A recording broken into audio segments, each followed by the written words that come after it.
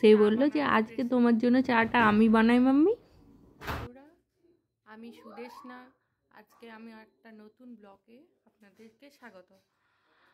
আজকে দেখতে পাবে আমার একটা 5 বছরের ছেলের চা বানানোর রেসিপি। সে বলল মাম্মি আজকে আমি চাটা বানিয়ে দিই, তুমি তো অসুস্থ, তুমি এখন কোনো কিছুতে টাচ করতে পারছো না, তো তোমার জন্য চাটা আমি বানিয়ে নিয়ে আসি। তাহলে আসো দেখে নিই চা বানানোর রেসিপিটা। দেখো আজকে ক্যান্ডি আজকে কি করবে, চা বানাবে তুমি? আচ্ছা জলটা ফুটতে দাও, তুমি তো এখনই জলটা বসালে। দাঁড়াও, কতটা চা পাতা দিতে হয়?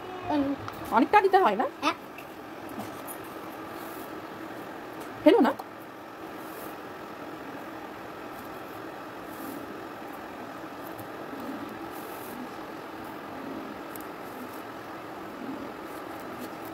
তুমি তো পড়ে যাবে বাবা। না পড়বো না। তুমি পড়বে না তো?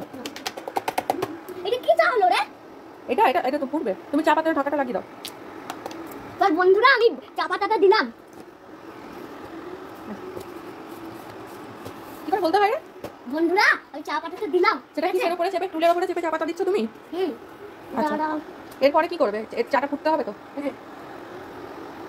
জলদি ফুটা চা। ফু দিলে তাড়াতাড়ি ফুটবে। ফু যায় না, ওটা নিজে নিজে ফুটবে বাবা। বন্ধুরা দাঁড়াও, আমি ছাঁকনিটা নিয়ে আসি, মা ছেঁকে দেবে, আমি ছাঁকবো না।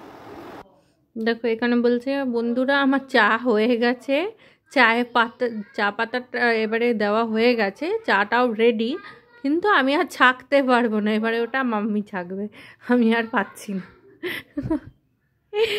আবার ছেলে চাটা বানিয়ে নিয়ে এসেছে।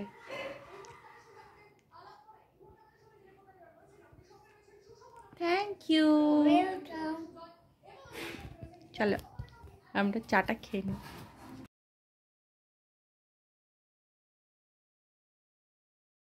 এটা না ঘরে নতুন আপনি ওটাকে আমি দেবো না, ঠিক চা আর আমাদের নিয়ে নি, ঠিক আছে? এটা না ঘরে নতুন আপনি ওটাকে আমি দেবো না, ঠিক চা আর আমাদের